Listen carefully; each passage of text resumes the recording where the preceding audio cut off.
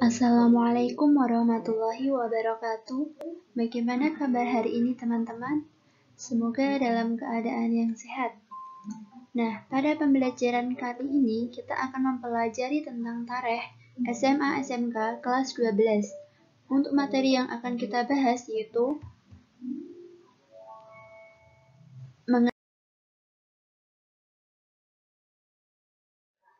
tentang strategi dakwah Islam di Indonesia. Untuk materi yang kita bahas dalam strategi ini yaitu strategi dakwah para mubalik dalam penyebaran agama Islam dan tahapan dakwah Islam. Untuk strategi dakwah para mubalik di sini terdapat 6 penyebaran. Yang pertama melalui perdagangan, yang kedua melalui perkawinan, yang ketiga melalui tasawuf, yang keempat pendidikan, yang kelima politik, dan yang keenam melalui kesenian.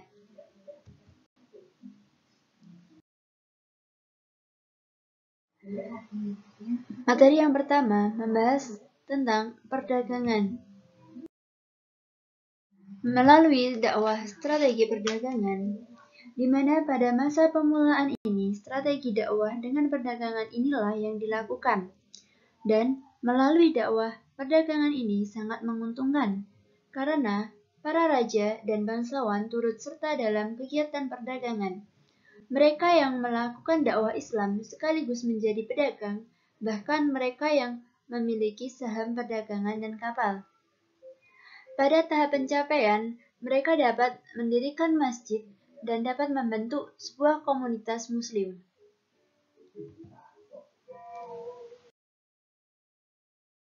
Yang kedua, strategi dakwah melalui perkawinan.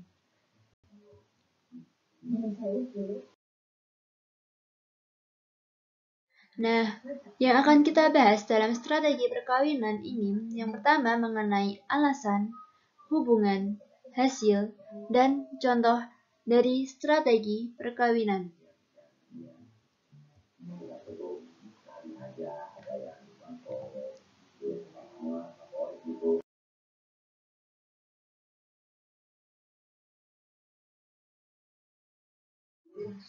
Tersebarnya Islam selanjutnya melalui strategi perkawinan, di mana antara wanita muslim menikah dengan bangsawan atau putra raja lokal.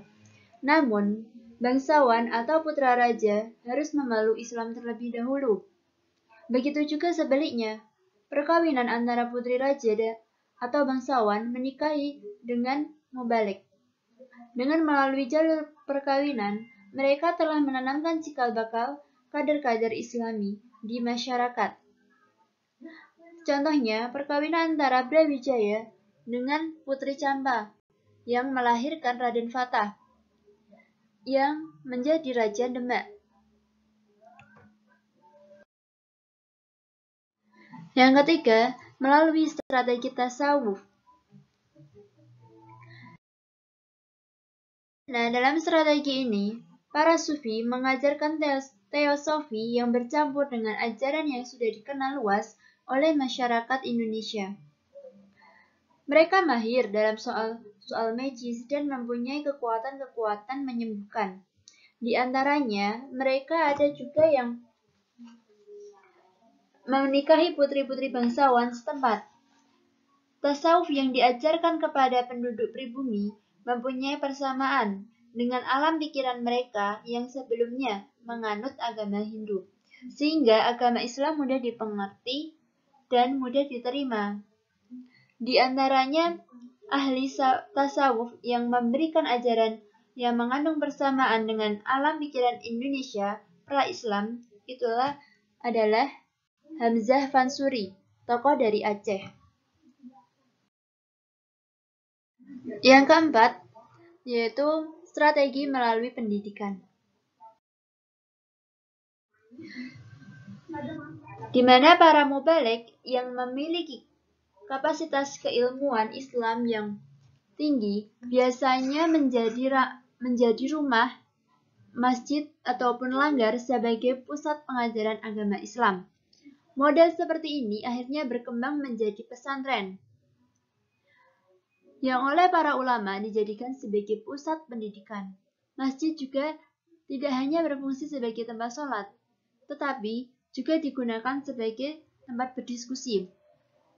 Dalam catatannya, Ibu Battuta, melalui karyanya Al-Muhazzab, Rihlah Ibnu Battuta, ketika berkunjung di Samudra Pasai pada tahun 1354 Masehi, ia mengikuti diskusi bersama raja dalam bentuk halakoh di masjid.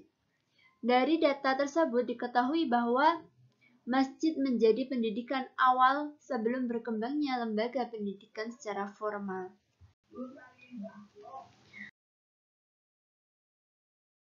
Setelah itu, strategi melalui politik.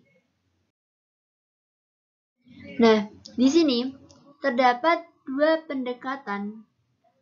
Yang pertama yaitu mengislamkan raja sehingga membawa pengaruh kepada lingkungan kerajaan.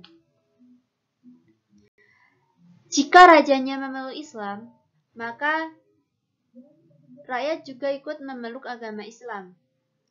Yang kedua, melalui pendekatan para ulama membantu berdirinya kerajaan yang baru, yang bercorak Islam, dan mengembangkan pengaruhnya ke kerajaan yang lain. Contohnya dari pendekatan kedua ini yaitu Kesultanan Perak, Samudra Pasai, Aceh Darussalam, dan Kerajaan Demak.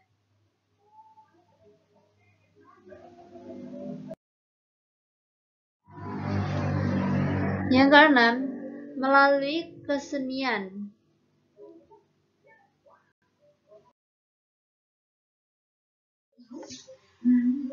Melalui strategi dakwah kesenian.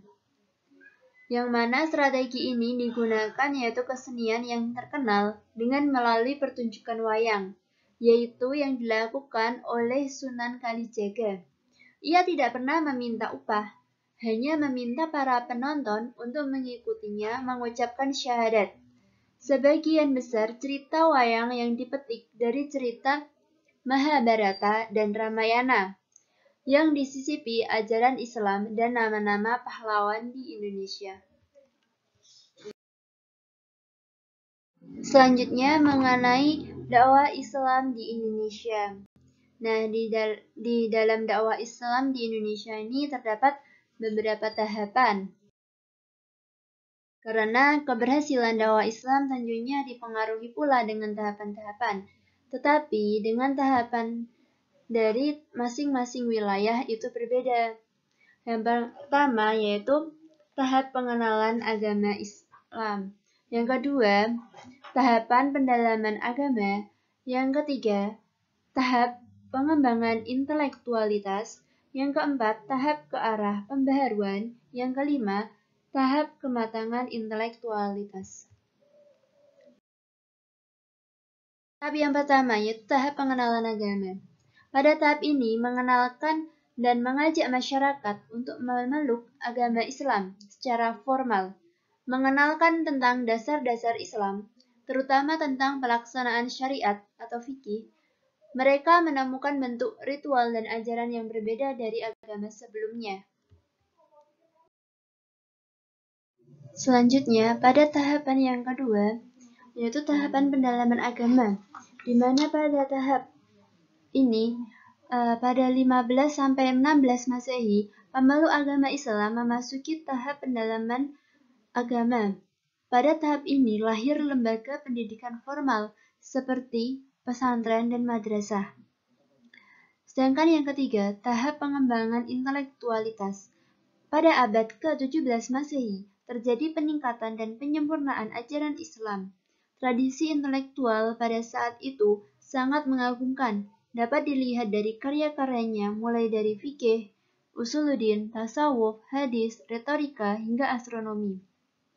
Selain itu, beberapa tarekat sufi tumbuh menjadi organisasi keagamaan yang memberi semangat lahirnya gerakan anti-kolonial yang merata di penjuru Nusantara. Islam menjadi faktor penting sebagai pemersatu bangsa. Pada tahapan keempat, yaitu tahap ke arah pembaharuan. Tahap ini, gerakan-gerakan keagamaan tumbuh menjadi gerakan kebangsaan, seperti Organisasi Syarikat Islam atau SI, menekan pada perjuangan politik. Sedangkan Muhammadiyah dan Nahdlatul Ulama menekan pada bidang sosial, seperti pendidikan dan dakwah. Pada tahap terakhir, yaitu tahap kelima, tahap kematangan intelektualitas. Kenapa? Karena pada tahun 1970-an telah lahir tokoh-tokoh pemikir Islam sebagai bukti kematangan intelektualitas dalam dunia Islam di Indonesia. Para pemikir ini sebagian besar dari para aktivis kampus, walaupun mereka memperoleh pendidikan dari universitas umum, tetapi masih tetap memotivasi diri untuk mempelajari agama dan sendi peradaban. Dari para tokoh pemikir inilah lahir gagasan agar nilai-nilai Islam tetap mewarnai dalam kehidupan berbangsa. Itu dia materi tentang dakwah Islam di Indonesia. Untuk materi selanjutnya yaitu mengenai kemajuan peradaban Islam di dunia. Pada bab selanjutnya, cukup sekian. Tentunya ada salah kata, saya mohon maaf. Tetap jaga kesehatan dan tetap semangat dalam menuntut ilmu. Terima kasih. Wassalamualaikum warahmatullahi wabarakatuh.